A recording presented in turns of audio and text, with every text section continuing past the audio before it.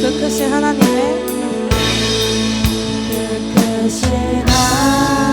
하나님의 사랑 말로 다 용 못하네.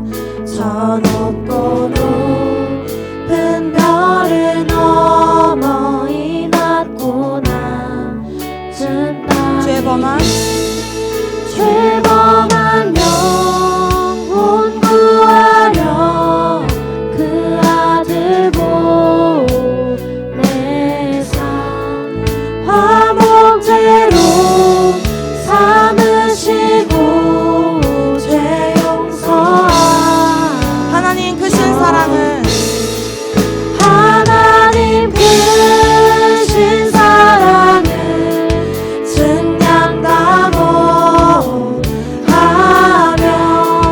영원히 변치 않는 사랑 성도여 찬양하세. 함께 3절로 고백합시다.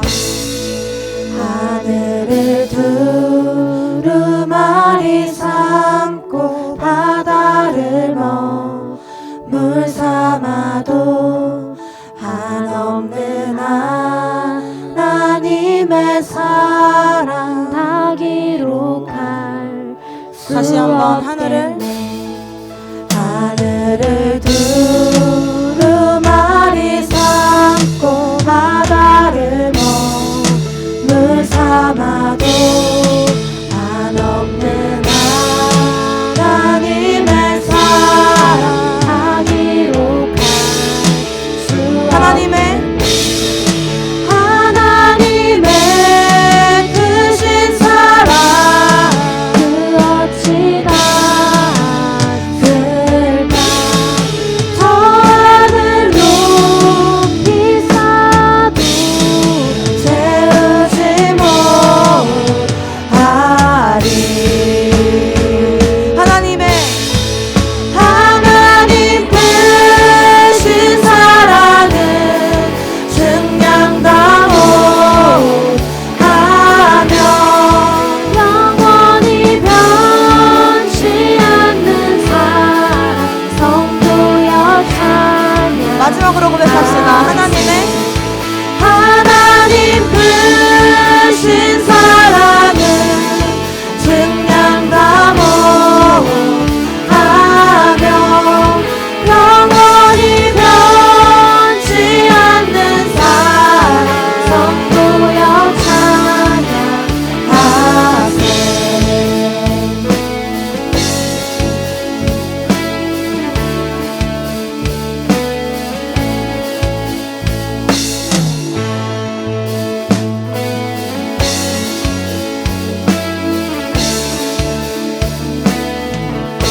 아멘. 그 크신 사랑을 함께 찬양하며 나아갑니다.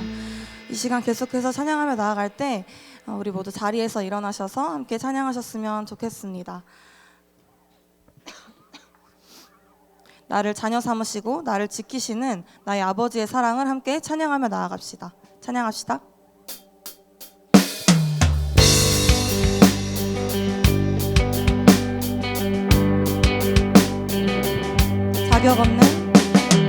자격 없는 날 왕께서 안기시네. 잃어버린 날 찾으시고 그 사랑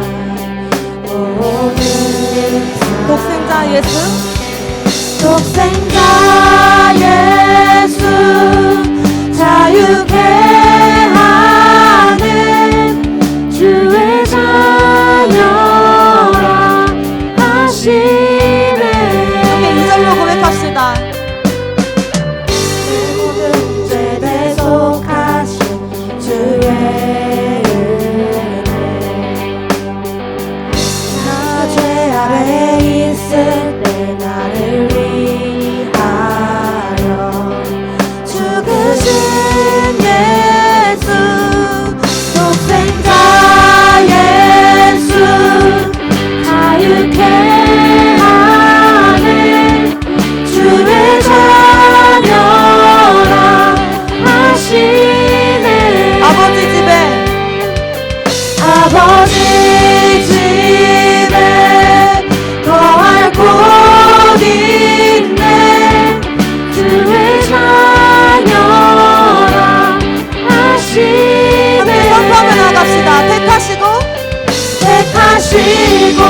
지키시며 날 자녀하시네. 그의 소유 삼으시고 날 자녀하시네. 택하시고 지키시며 날 자녀하시네. 그의 소유 삼으시고 날 자녀하시네. 날 자녀라. 날 자녀하시네. 독생자 예수, 독생자 예수 자유케 하네. 주의 자녀라 하시네. 아버지 집에 아버지 집에 거할 곳 있네. 주의 자녀라 하시네.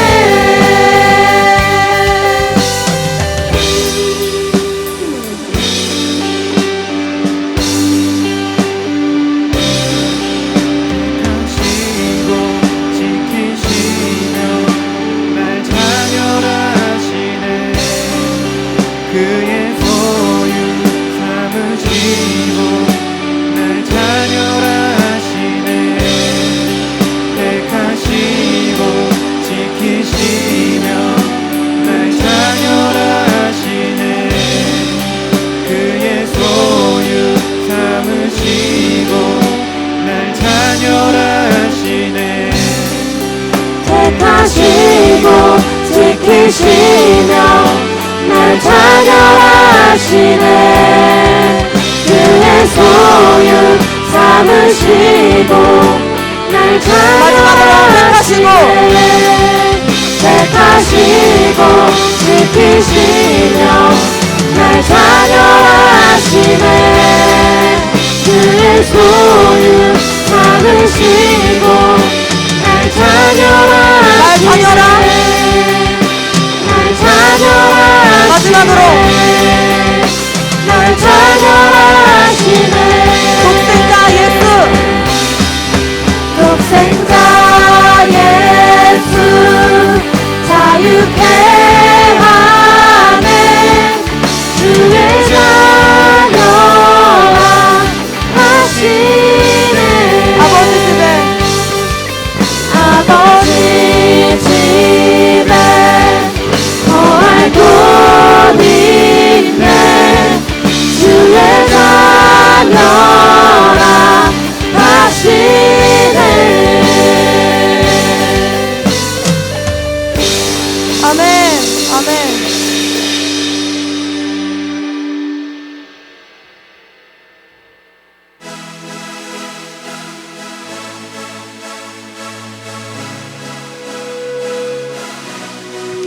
날 자유케 하신, 날 구원하신 그 사랑을 찬양하며 나아갑니다. 함께 박수치며 찬양합시다.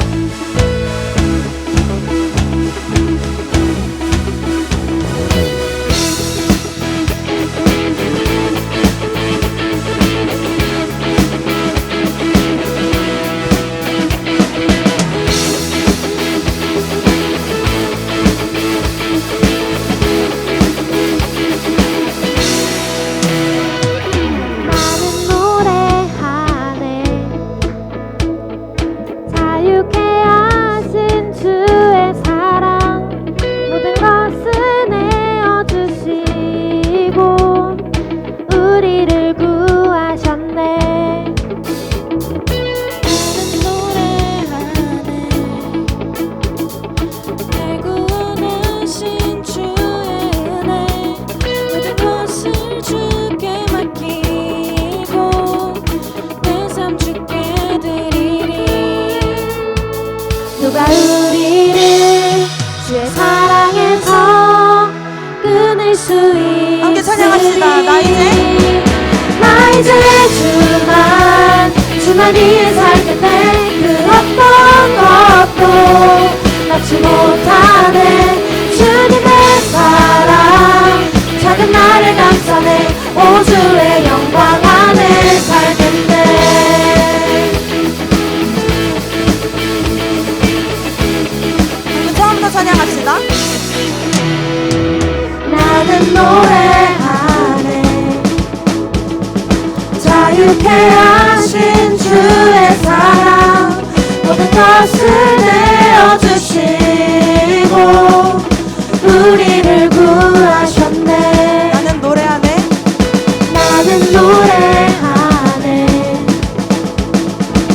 날 구원하신 주의 은혜 모든 것을 주께 맡기고 내 삶 주께 드리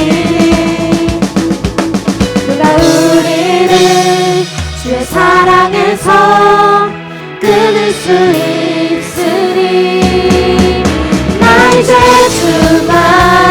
주만 위에 살겠네 그 어떤 것도 막지 못하네 주님의 사랑 작은 나를 감싸네 오 주의 영광 안에 다시 한번 나 이제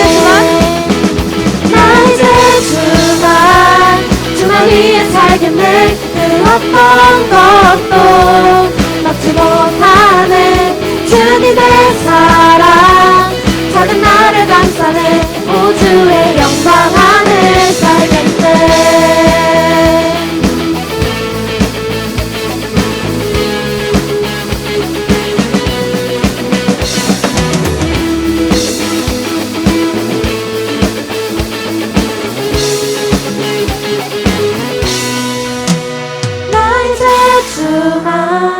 주만 위에 살겠네 그 어떤 것도 막지 못하네 주님의 사랑 작은 나를 감싸네 오 주의 영광 안에 살겠네 나 이제 주만 위에 살겠네 그 어떤 것도 막지 못하네 주님의 사랑 작은 나를 감싸네 오 주의 영광 안에 마지막으로 선포합시다. 나 이제 주만 위에 살겠네 그 어떤 것도 막지 못하네 주님의 사랑 작은 나를 감싸네 오 주의 영광 안에 살겠네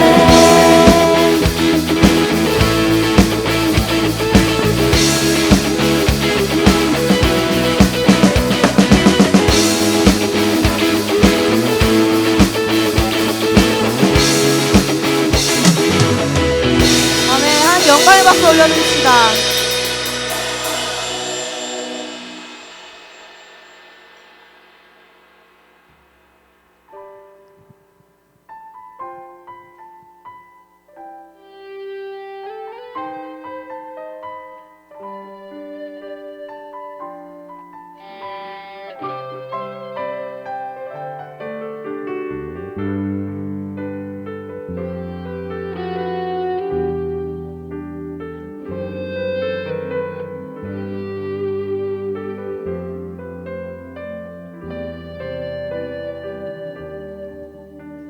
주 앞에 나와 제사를 드리네 마음 열어 내 삶을 드리네 주를 봅니다 끝없는 사랑 나 회복시키네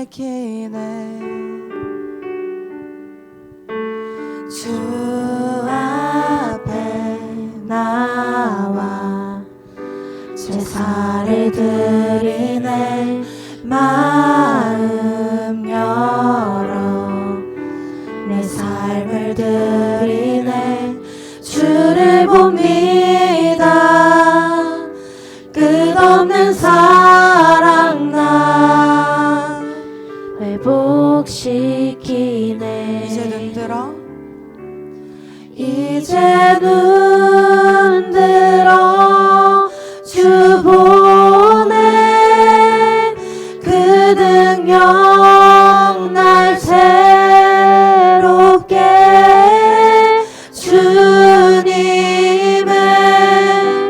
사랑 날 만지시니 내 모든 두려움 사라지네 폭풍 속에도 주 붙들고 믿음으로 주와 건네 갈고 넘어 그 어느 날 주 안에 온전케 되리. 처음부터 다시 고백합시다. 주 앞에 나와 제사를 드리네. 마음 열어 내 삶을 드리네. 주를 봅니다. 끝없는 사랑 난 회복시키. 함께 고백합시다. 이제 눈 들어. 이제 눈 들어 주 보내. 그 능력 날 새롭게 해. 주님의 사랑 날 만지시니 내 모든 두려움 사라지네. 폭풍 속에도 주 붙들고 믿음으로 주와 건네. 갈보리 언덕 넘어 그 어느 날 주 안에 온전케 되리.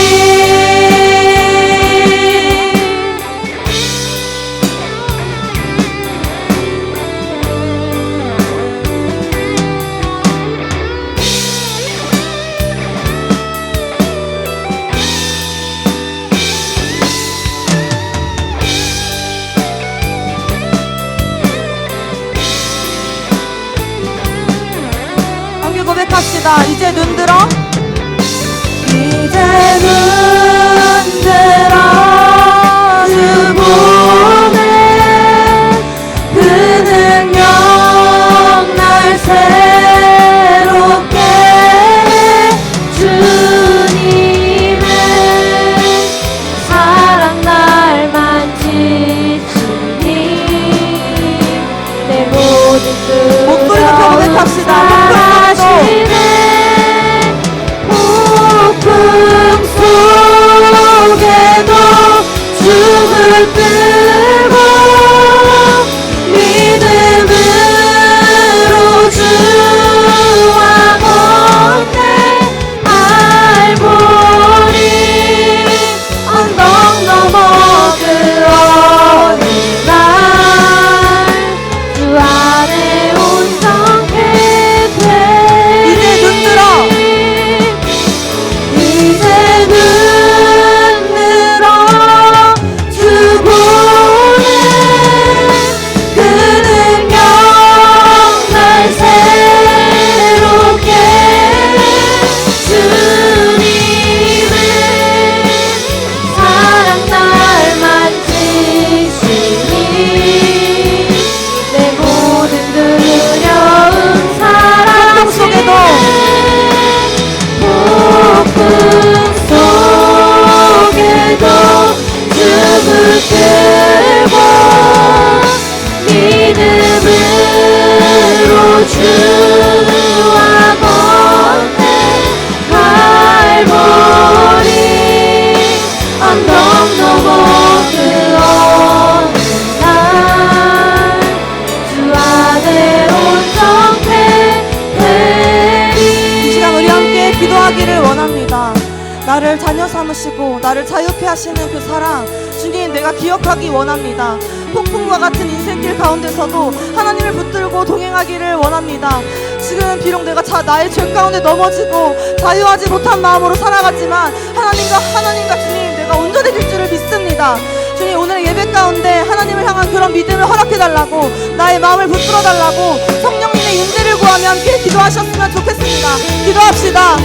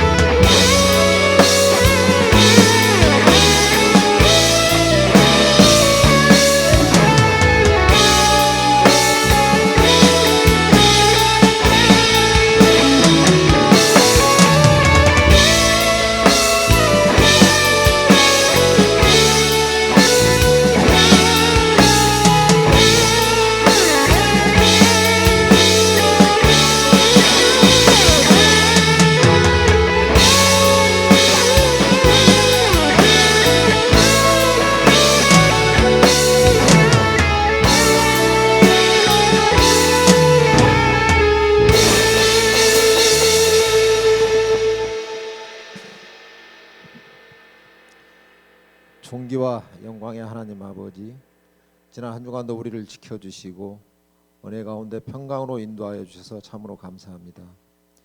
이 시간 거룩한 주일 주님 앞에 겸손히 예배드립니다. 예배 가운데 주님 홀로 영광 받으시고 우리들에게는 무한한 은혜와 축복을 내려 주시옵소서. 사랑의 주님, 지난 한 주의 우리의 모습을 되돌아봅니다.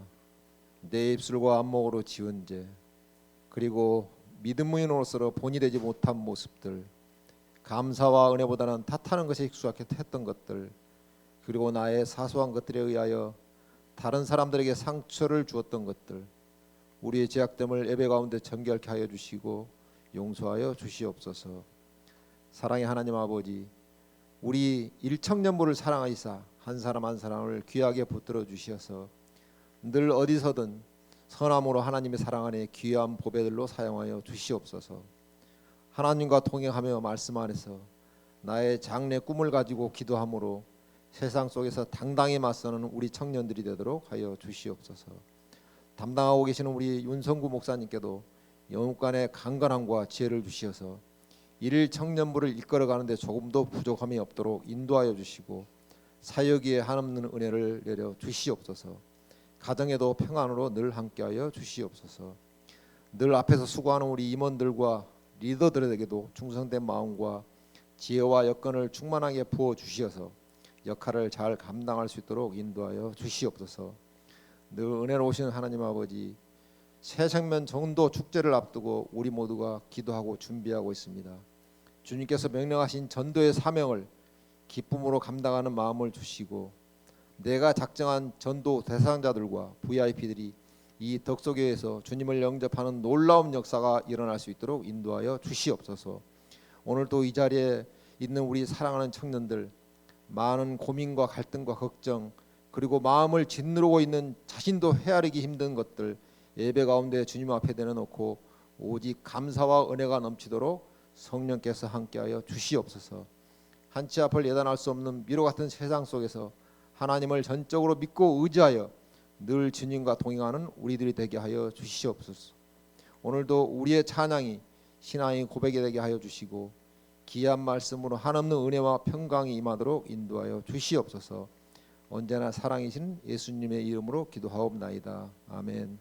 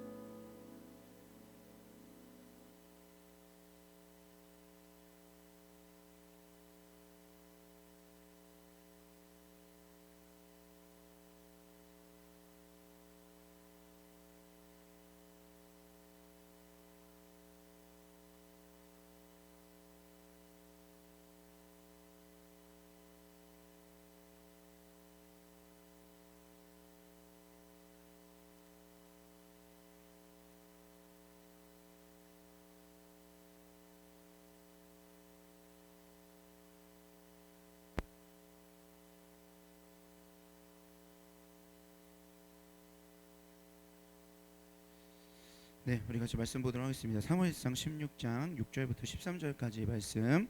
목사님 한 절 읽고 여러분들이 한 절 읽고 우리 마지막 절 합독하도록 하겠습니다. 그들이 오매 사무엘이 엘리압을 보고 마음에 이르기를 여호와의 기름 부으실 자가 과연 주님 앞에 있도다 하였더니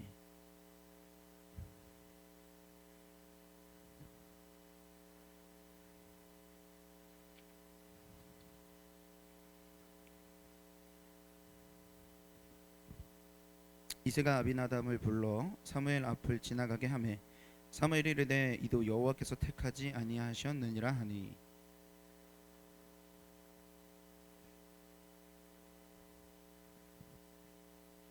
이새가 그의 아들 일곱을 다 사무엘 앞으로 지나가게 하나 사무엘이 이새에게 이르되 여호와께서 이들을 택하지 아니하셨느니라 하고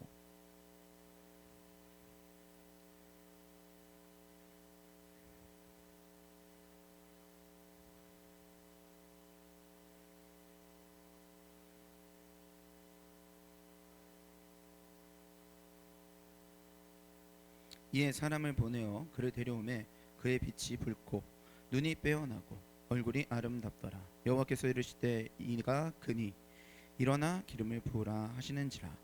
사무엘이 기름 뿔병을 가져다가 그의 형제 중에서 그에게 부었더니 이날 이후로 다윗이 여호와의 영에게 크게 감동되니라. 사무엘이 떠나서 라마로 가니라. 아멘.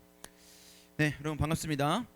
우리 옆에 있는 분들과 이렇게 인사를 나누면 좋을 것 같습니다. 우리 자녀라 하십니다. 이렇게 인사할까요? 우리 자녀라 하십니다. 네, 우리 자녀라 하십니다. 한 번 더 이렇게 인사합시다. 오늘도 아버지께서 함께 하십니다. 이렇게 인사할까요? 오늘도 아버지께서 함께 하십니다. 네, 말이 너무 길으면 이렇게 옆에 한 번씩 끄덕끄덕 이렇게 끄덕끄덕 한 번씩 해주셔도 됩니다. 네, 한 주 동안 다들 잘 지내셨나요?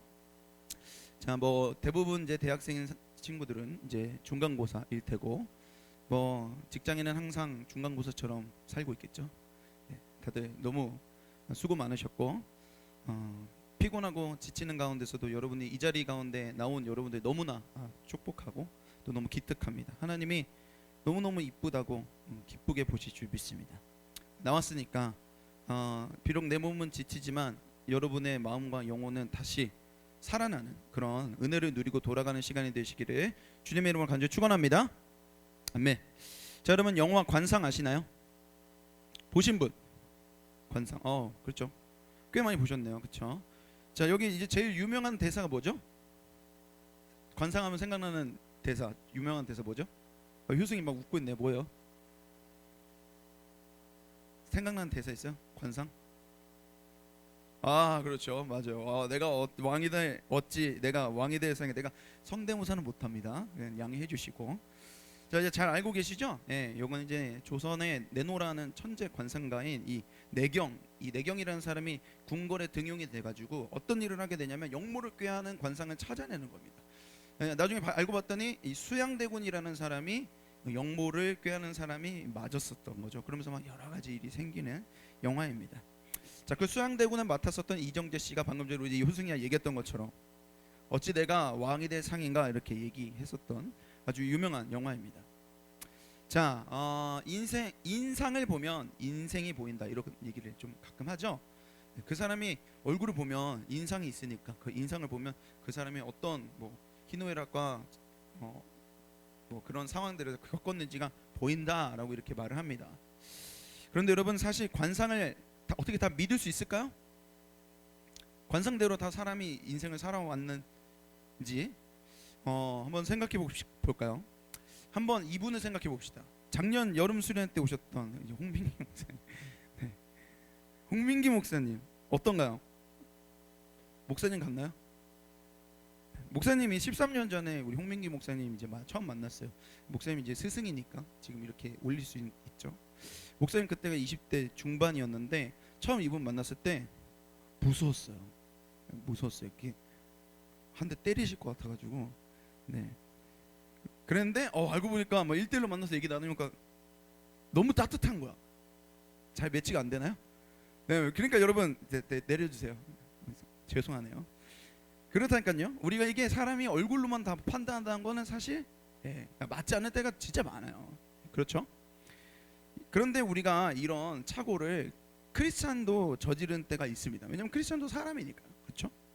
크리스찬도 사람이어가지고 보이는 대로 평가하면 안 된다는 걸 잘 알지만 이상하게 일단 딱 보면 일단 첫인상 딱 머릿속에 박히는 그런 게 우리 이렇게 있죠. 여러분 오늘 사무엘 선지자도 그랬습니다. 사무엘 선지자가 신앙이 진짜 좋은 사람이었어요. 평생 하나님만 섬기면서 정말 하나님 따라 살던 크리스찬이었는데 이 사무엘 선지자도요. 막상 하나님이 왕을 세우라고 하니까 누가 하나님이 세우려는 왕인지 잘 구분을 못하게 됩니다. 오늘 그 이야기를 좀 살펴보려고 하는데 우리 6절 말씀을 같이 한 목소리를 읽어보도록 합시다. 한 목소리 읽어볼게요. 시작. 그들이 오매 사무엘이 엘리압을 보고 마음에 이르기를 여호와의 기름 부으실 자가 과연 주님 앞에 있도다 하였더니. 아멘. 자, 여러분 다 큐티 하고 계시나요? 큐티 열심히 합시다. 알겠죠? 나 때문에 목사님이 하라고 하니까 하지 마시고 하나님한테 잘 보려고 하지 마시고 여러분 자신을 위해서 하세요. 매일매일 여러분 자신이 먹고 살려면 다시 살아나려면 큐티를 해야겠죠. 그렇죠? 옆에 있는 사람과 이렇게 약간 나를 위해 하자 이렇게 합시다. 나를 위해 하자. 여러분 자신을 위해 큐티하세요. 제가 왜 이 이야기를 하냐면 지금 우리가 한참 이 사울 이야기 큐티에 나오고 있죠. 그리고 이제 다윗 이야기 이제 나오고 있죠. 예. 은겸아 그치? 나오고 있죠. 계속 큐티하다 보면 이게 나오잖아요. 근데 지금 어떤 큐티의 그 흐름에 있냐면 지금 이제 사울 왕이 더 이상 이제 왕이 아니에요. 하나님이 그 왕을 옮기십니다. 왜 옮겨요? 하나님이 기회를 정말 여러 번 줬는데 계속 그 기회를 받을 때마다 하나님 사랑하셔서 기회를 줬는데도 이 사울 왕이요 자꾸 자기가 하나님 행세를 하는 거예요. 하나님이 사랑으로 기회를 주면은요 그거 가지고 어디에 쓰냐면 사람들의 인정을 받는 데에다가 민심을 끌어모으는 데다가 이기적으로 계속 그거를 쓰는 거예요. 자꾸 자기가 하나님 행세를 하는 거죠. 그래서 하나님이 정말 내 마음에 맞는 그런 왕을 세워야겠다라고 하나님이 말씀하신 때였습니다. 그리고 난 다음에 하나님이 사무엘에게요 말씀하세요. 뭐라고 하냐면 내가 정말 세우고 싶은 합당한 왕이 있는데 네가 이새라는 사람을 만나라. 그 이새라는 사람의 아들들을 쭉 만나보면 그 아들 중에 내가 왕을 세우겠다. 하나님이 사무엘 선지자한테 이야기하시는 거죠. 자, 그래서 여러분 방금 전에 읽어봤던 6절 다시 한번 보여주시겠습니까?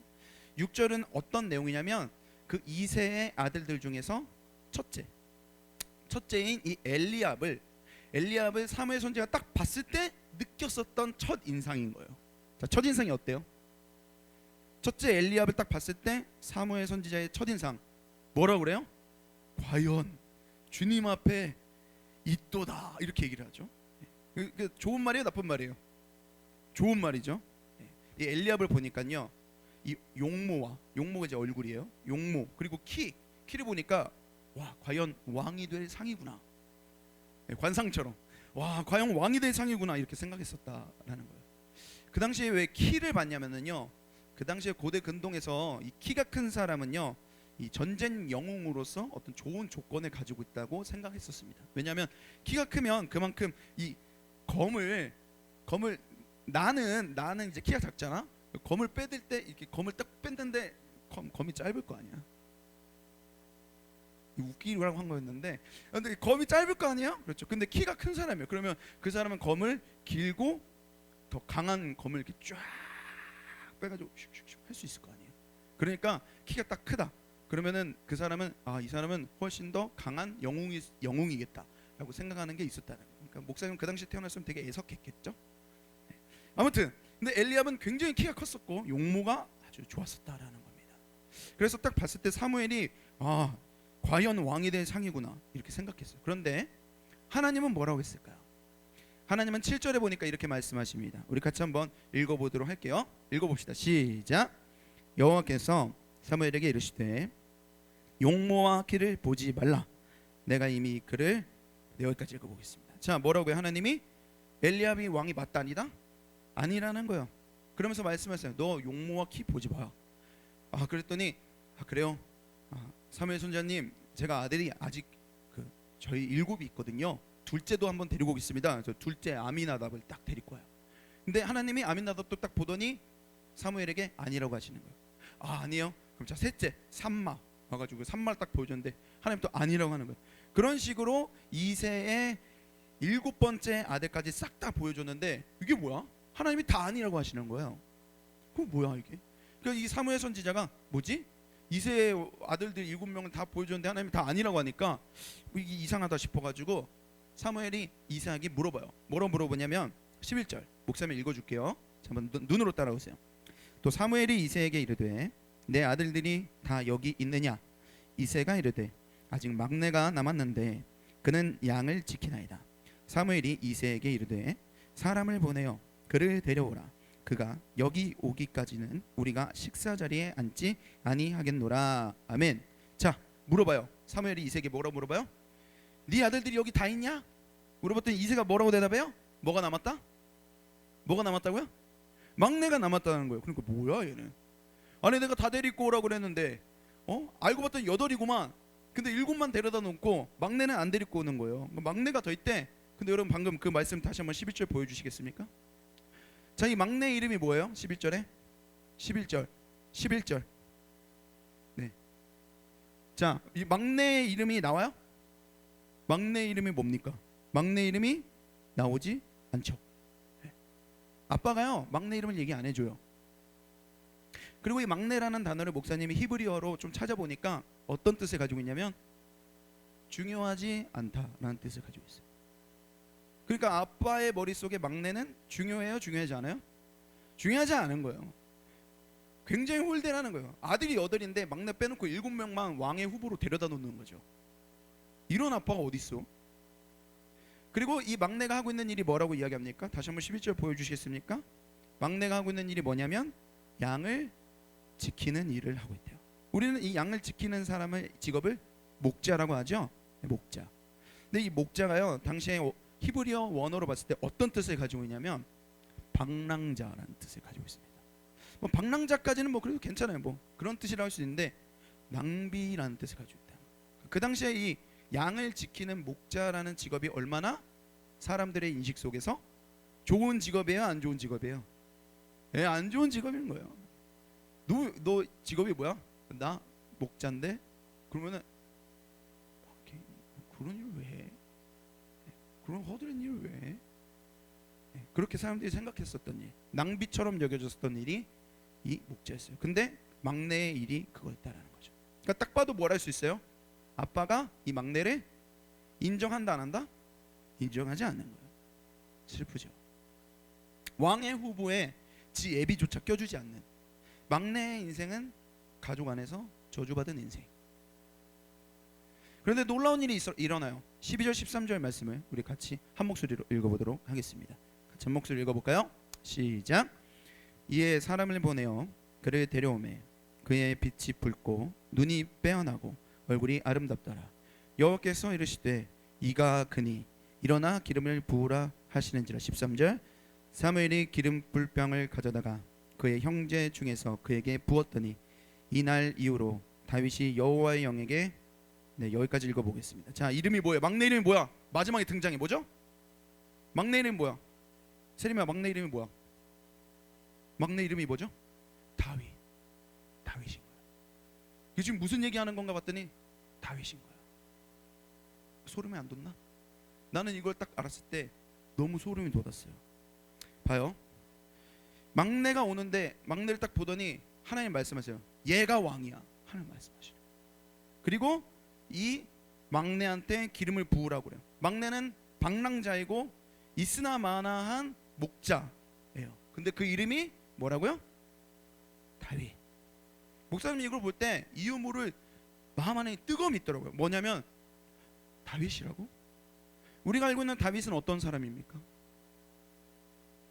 적어도 저주받은 인생은 아니잖아요. 우리가 생각하는 다윗은 어떤 사람이에요? 적어도 이렇게 가혹한 가정 환경을 갖고 있는 사람은 아니에요. 그런데 실제 다윗은 어떤 사람입니까?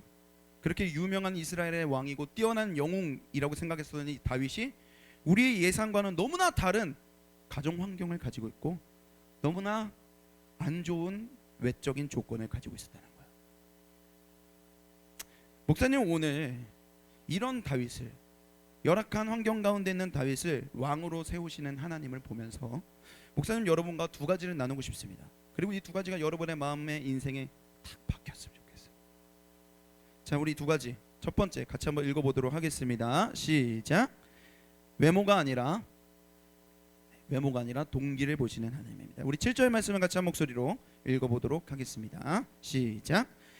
여호와께서 사무엘에게 이르시되 그의 용모와 키를 보지 말라. 내가 이미 그를 버렸노라. 내가 보는 것은 사람과 같지 아니하니 사람은 외모를 보거니와 나 여호와는 뭐를 본다? 중심을 보느니라.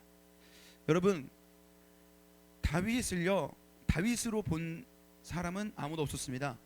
사람 중에 아무도 없었어요. 그렇게 신앙 좋다고 얘기했었던 사무엘 선지자도 다윗을 알아보지 못했습니다. 다윗의 친아버지 이새요, 부끄러워했습니다. 인정하지 않았었습니다. 사람 중에 누구도 나를 제대로 봐주지 않는 순간이 와요. 생각보다 빨리 와요. 사람 중에 아무도 내 가치를 알아주지 않는 순간이 생각보다 빨리 와요. 그런데 하나님만은 다윗을 알아보는 거예요. 어떻게요? 어떻게 다윗을 알아보시죠? 하나님은 외모를 보시는 게 아니라 뭘 보시기 때문이냐? 뭘 보시죠? 중심을 보시기 때문입니다. 여러분 여기서 말하는 이 중심이라는 단어는요, 동기에 가깝습니다. 동기. 뭐라고요? 동기. 또래 이런 말이 아니고 내 마음 안에 있는 모티베이션. 동기. 자, 이런 거죠. 나 왜 예배하지? 나 왜 학교 다니지? 나 왜 알바하고 있지? 나 왜 연애하고 있지? 나 왜 출근하지? 나 왜 살고 있지? 내가 뭐 때문에 그토록 열심히 살고 있는 거지? 뭐 열심히 해요. 열심히 교회 다니고, 열심히 막 사회봉사하고, 열심히 자기개발하고, 열심히 운동하고, 자기관리하고 막 해요. 열심히 해요. 근데 그 이유가 그냥 나예요. 나 잘되고, 나 복받고 싶고, 나 등 따숩고, 내 배 부르고, 그게 전부라면 하나님은 그게 아무리 열심이어도 하나님은 그 겉을 보지 않아요. 너 열심히구나, 와 열심히야, 멋있어, 이걸 보시지 않아요. 하나님은 그 열심히 하는 동기를 보세요. 너 왜 열심히 해? 너 왜 여기 있니? 동기를 보세요. 너에게 나는 뭐니? 예, 너에게 나는 뭐니? 세림아, 너에게 나는 뭐니? 물어보세요. 물어보세요. 너 왜 여기 있니? 너 왜 그렇게 열심히 살고 있어? 하나님이요, 우리에게요 물어보세요. 그 열심의 이유를, 동기를 물어보세요. 그래서 하나님은 잘하세요. 우리가 외적으로 봤을 때 이 사람이 막 진짜 엄칠아야, 진짜 열심히 살고 뭐 재능도 좋은데 노력도 열심히 해, 엄친아야. 근데 하나님은 그 사람의 외면이 아니라 뭘 보냐? 그 사람의 동기를 보신다는 거예요. 여러분, 여러분은 요즘 어떤 동기를 가지고 살고 계십니까? 여러분의 요즘 동기는 뭡니까? 여러분, 다윗을 한 번 더 생각해 보세요. 다윗의 가정 안에는 불화가 많았습니다. 불화가 심했어요. 장남인 이 큰형 엘리압은요, 다윗에게요 차마 친형이면 절대 할 수 없는 말들을 해요. 친형이라면 꺼내면 안 되는 저주와 꺼내면 안 되는 조롱을 퍼부어요. 다윗의 친아버지인 이새, 그의 이름조차 부르지 않아요. 왕의 후보로조차 넣지 않아요. 그래서요, 많은 학자들이요 이 사무엘상, 사무엘하, 그리고 이 다윗이 정말 많이 지었던 시편들을 연구하면서요, 많은 학자들이 이렇게 추정을 해. 뭐라 추정하냐면 이 다윗이요 형들과 배다른 자식이었을 거다. 배가 다른 자식인 거예요. 앞에 있는 7명의 형, 그리고 나 막내는 배가 다른 거예요. 엄마가 다른 거예요. 그게 다윗의 가정 환경인 거죠. 그럼 우리가 이런 생각을 할 때였습니다. 왜 우리 가정은 왜 이렇게도 불우할까? 왜 우리 가정은 늘 싸울까? 왜 우리 가정은 늘 우여곡절이 많을까? 나는 도대체 집에서 언제까지 교회 다닌다고 핍박을 당해야 하는 걸까? 다른 애들을 보면 다 화목하고 다 윤택하고 다 예배 잘같이 드리는던데 왜 나는 이런 걸까라는 생각이 든다면, 혹시 그런 마음이 드신다면 파란만장한 삶을 살았던 다윗을 보십시오. 다윗을 보세요. 하나님은 다윗의 외면이 아니라, 외적인 조건이 아니라 그의 동기만 보셨습니다. 다윗이 가지고 있었던 동기는 뭐였을까요? 시편 23편 1절을 보면은 정확히 나옵니다. 여기에 다윗의 동기가 있어요. 같이 한 목소리로 우리 읽어볼까요? 너무 유명하죠? 같이 한 목소리로 읽어보겠습니다. 시작. 여호와는 나의 목자시니, 여호와는 나의 목자시니 내게 뭐가 없다? 부족함이 없으리로다. 충분하다는 거죠. 아마 다윗이 이렇게 항상 고백하지 않았을까요? 하나님, 저 가진 게 없습니다. 제 가족 안에서 저를 보세요. 우리의 이 불우한 가족을 보세요. 배가 다른 나의 이 찢어진 관계를 보세요. 제가 가진 건 없습니다. 그런데 주님이 나의 목자시니까 충분합니다. 그게 다윗의 평생의 고백이었어요. 하나님은 지금도 그런 다윗과 같은 한 사람을 찾으십니다. 믿으십니까? 하나님은 그렇게 지금도 하나님이 동기인 한 사람을 찾고 계십니다. 그런 사람들이 있어요. 꼭 이런 사람들이 있어요. 남연애 상담은 전문가예요. 내 친구가 이번에 뭐 누구랑 썸을 타. 다음에 이제 사귀기 시작했어. 와, 야, 나 무슨 고민 있어. 뭔데 얘기해봐. 막 들어. 뭐 전문가가 됐어요. 박사학위 있으셔요. 그래가지고 막 얘기하면 막 다 맞아 막 맞아. 와 너는 어떻게 이렇게 잘해 하나? 근데 나중에 걔가 자기 썸을 타는데 완전 바보가 되는 거야. 자기 연애 되니까 지금 야 그러면서 막 잘하는 척하고 있어요. 그런 애 있다 없다? 있죠? 있어요. 네. 목사님도 청년 때 그런 사람이 있었어요. 근데 우리 그런 사람 보면서 뭐라고 얘기를 하냐면 저 사람 좀 자기 객관화가 안 된 것 같다. 이렇게 우리가 평가를 하곤 하죠. 여러분 요즘 자기 객관화라는 단어를 많이 쓰곤 해요. 자기 객관화 아시나요? 자기 객관화 무슨 뜻이죠? 자기 객관화 아시는 분? 아는데 뭐라고 설명 좀 애매한가요? 태원이 혹시 알아? 자기 객관화?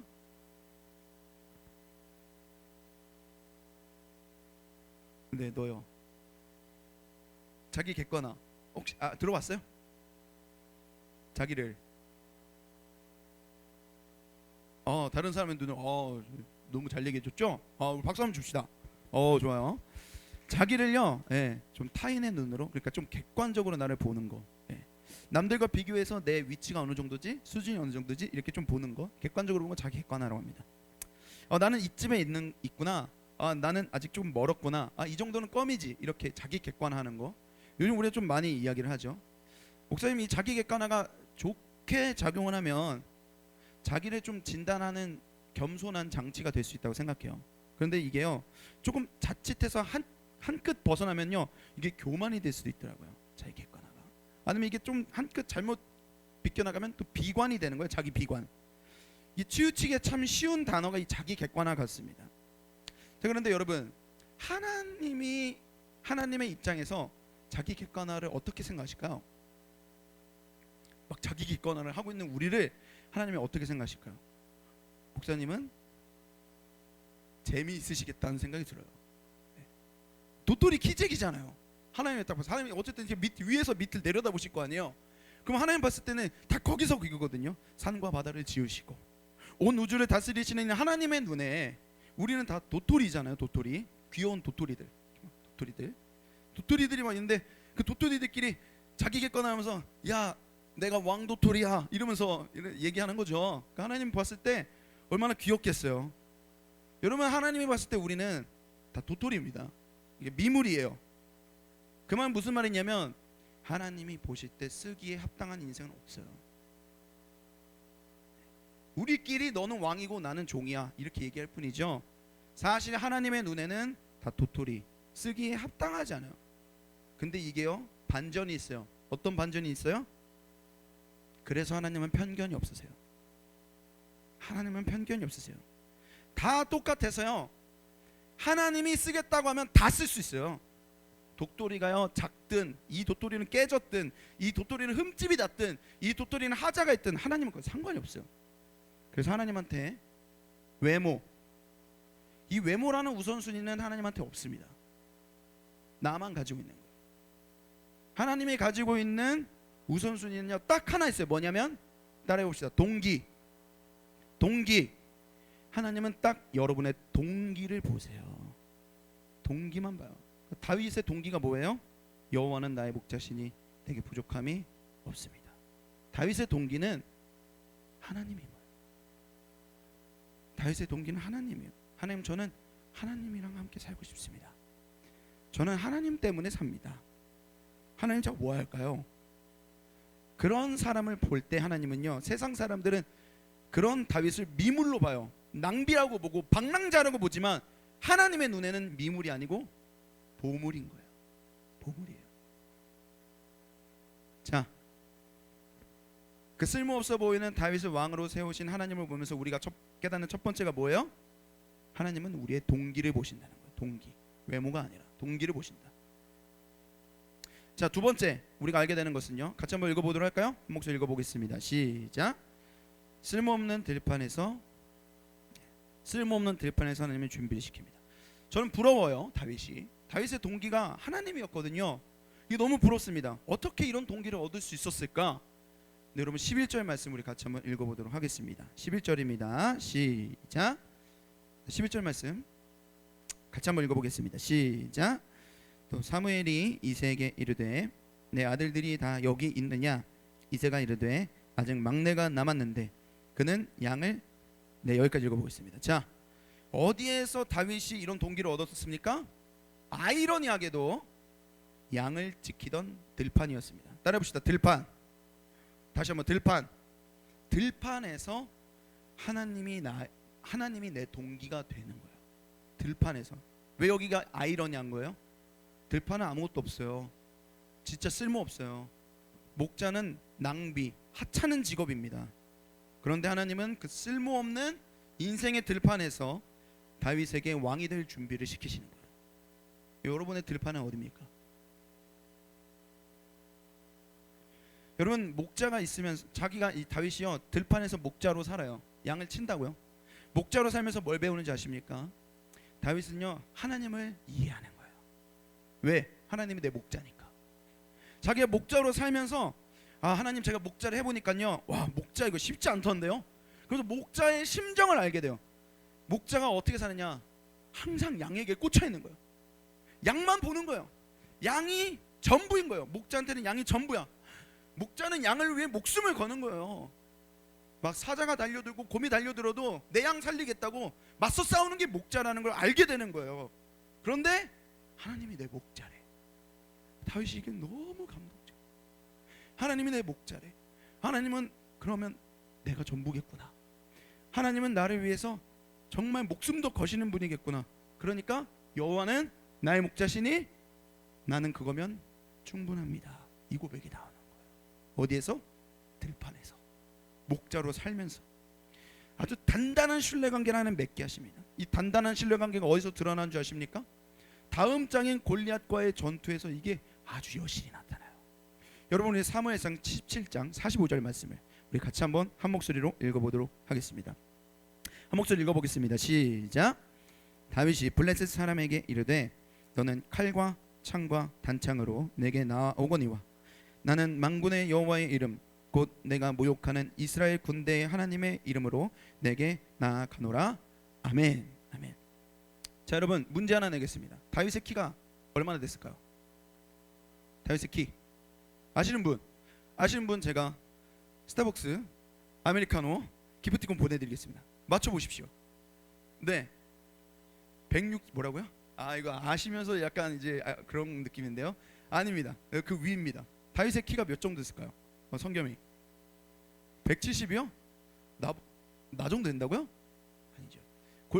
네 165? 안 맞추려고 그런 거죠? 진짜 맞추고 싶은 거야? 여러분 뭐 생각보다 모르는군요. 나 이거 깜짝 놀랐네. 야 이거 맞춰봐. 그 위입니다. 골리앗의 키가 몇이었는가? 190 위입니다. 몰랐어요 여러분? 이거 충격적인데? 찬우 210 그 위입니다. 골리앗이요 골리앗. 다윗이라고 했어요?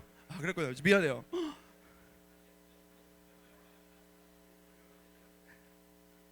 빠른 사과를 드립니다. 미안합니다. 네 골리앗의 키가 몇이었을까요? 210위입니다. 300 미칩니다. 230 위입니다. 250 위입니다.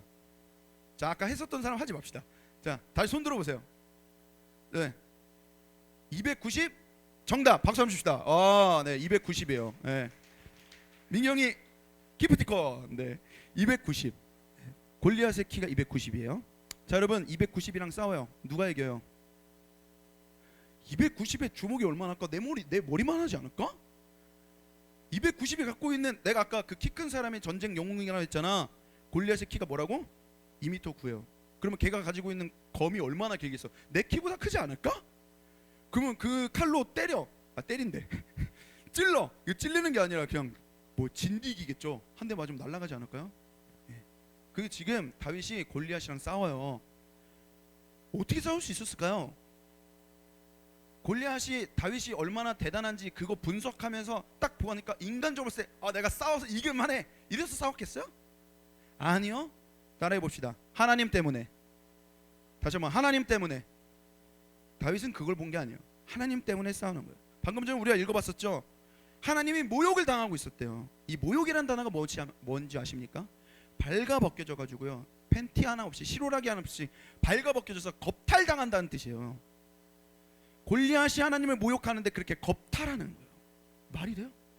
다윗의 머릿속에 내가 사랑하는 내 하나님이 이런 모욕을 당한다는 게 부글부글 끓어서 미치겠는 거예요. 이게 말이 안 되는 거예요. 그러니까 내가 얘랑 이기기 위해서 상대를 분석하는데 시간을 낭비하지 않아요. 지금 다윗의 머릿속에는 오로지 하나님께만 시선이 있는 거예요. 이건 말이 안 된다는 거죠. 그 뭐라고 그래요? 사무엘상 17장 37절에 이렇게 얘기를 해요. 제가 읽어드리겠습니다. 또 다윗이 이르되 여호와께서 나를 사자의 발톱과 곰의 발톱에서 건져내셨은즉 나를 이 블레셋 사람의 손에서도 건져내시리이다. 머릿속에 하나님을 딱 바라보면서 영적인 계산이 딱 내려져요. 뭐요? 들판에서 내가 목자로 살면서 양들을 지키겠다고 사자와 곰의 습격에도 내가 달려들었더니 하나님이 날 지금까지 살려주셨는데, 나의 목자이신 하나님이 지켜주셨는데, 하물며 내 목자인 하나님을 욕하는 이 말도 안 되는 이 버러지와 난 양이야. 당연히 상대 안 되겠지. 하지만 이 양이 싸우겠다는데 목자이신 하나님이 가만히 있겠느냐는 거예요. 목자는 양을 위해 목숨을 버리는데 양이 목자를 위해 싸우겠다고 하면 목자가 가만히 있겠냐는 거예요. 이게 머릿속에 영적인 계산이 돌아가는 거예요. 다윗의 머릿속 안에. 그리고 이렇게 부르짖어요. 사무엘상 17장 47절 우리 한 목소리로 읽어보도록 하겠습니다. 한 목소리 읽어보겠습니다. 시작. 또 여호와의 칼과 창에 있지 아니함을 이 무리에게 알게 하리라. 전쟁은 여호와께 속한 것인즉 그가 너희를 우리 손에 넘기시리라. 계산이 딱 끝나요. 이 전쟁은 하나님께 속했다는 걸 하나님이 반드시 드러낼 거다. 드러내려면 이겨야 된다는 거예요. 이 전쟁이 하나님께 속했다는 걸 드러내면 하나님 반드시 이기게 하실 것이다. 멋있지 않습니까? 이 단단한 신뢰가 어디서 나온다고요? 들판에서 나온다고요. 들판에서 내 목자로 살면서 하나님과 교제하면서 하나님은 내 목자니까 내가 목자로 살 때 양을 사랑하는 그 모습이 목자이신 하나님이 나를 사랑하는 그 모습이라는 걸 들판에서 배우는 거예요. 여러분, 또한 다윗은요 들판에서 목자로서의 리더십을 길러가요. 나중에 다윗이 왕이 됐을 때요, 이 다윗 왕궁의 중요한 요직을 맡았었던 이 사람들은요 다 버림받은 사람들이었습니다. 사울 왕이요 자신의 정권을 가지고 있었을 때 다 상처 주고 억울해하고 막 핍박했었던 사람들이 눈물 질질 흘리면서 다윗 찾아와가지고 다윗의 편에 섰었던 그 사람들, 그 버림받은 사람들을 하나님이 다윗의 옆에 붙이셔가지고 다윗의 왕국을 세웠어요. 멋있냐고요? 하나도 안 멋있어요.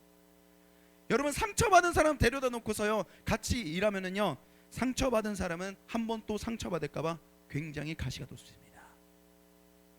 상처받은 사람이야 내가 예전에 상처받았던 비슷한 상황이 오면은 우리는 걸 트라우마라고 하죠. 그럼 그 트라우마가 올 것 같으면 어떻게 해요? 분노해요. 절망해요. 쉽게. 그 잘못됐다는 건 아니에요. 그럴 수 있어요. 트라우마가 있을 수 있으니까. 그런데 다윗이 데려놓고 왕국을 세워야 하는 그 중요 요직들이 다 트라우마가 있는 사람들이에요. 쉬워요? 어려워요? 말이 안 되는 거예요. 너무 어려운 일인 거예요. 그러니까 다윗에게는 정말 특별한 리더십이 필요해요. 그 특별한 리더십을 하나님은 왕이 되기 전부터 가르쳐 주세요. 어디에서? 들판에서 가르쳐 주세요. 왜요? 들판에서 그가 길렀었던 동물은 양이었는데 양은 고집이 세고 시력이 나빠요. 그럼 더 해보세요. 고집이 센데 시력이 나빠요. 그러면 이 양이 어떻게 되는 줄 알아요? 시력이 나쁜데 고집이 세요. 그러면 이 양이 어떻게 살아요? 지멋대로 가요. 막 안 보이는데 막 왜 하면서 지멋대로 가요. 이게 양이에요. 이게 양이에요. 그런 고집이 세고 시력이 나쁘고 제멋대로 사는 이 양을 어떻게 해요? 다윗이 목자로서 찾아다니고 품고 사랑하면서 하나님이 들판에서 왕으로서 필요한 리더십을 가르치세요. 목자의 리더십을 가르치세요. 말씀 마치겠습니다. 여러분의 들판은 어디십니까? 정말 쓸모없어 보이고 낭비 같아 보이는 그 들판은 어디십니까? 목사님의 들판은 최근에, 사실 오늘이었는데, 목사님의 들판은 본당 로비였어요. 본당 로비. 목사님이 좋아하는 드라마가 하나 있는데 이 낭만 닥터 김사부라는 이 드라마를 좋아합니다. 여러분 이 드라마 아십니까?